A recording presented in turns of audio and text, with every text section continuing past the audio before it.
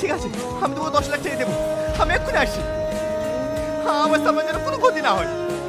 ঠিক আছে, জাফর।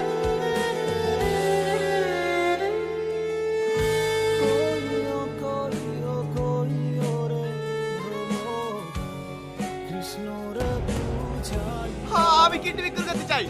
কেউ কে আছেন যে টাকার বিনিময়ে আমার কিডনি নেবে? আমি কিডনি বিক্রি করতে চাই।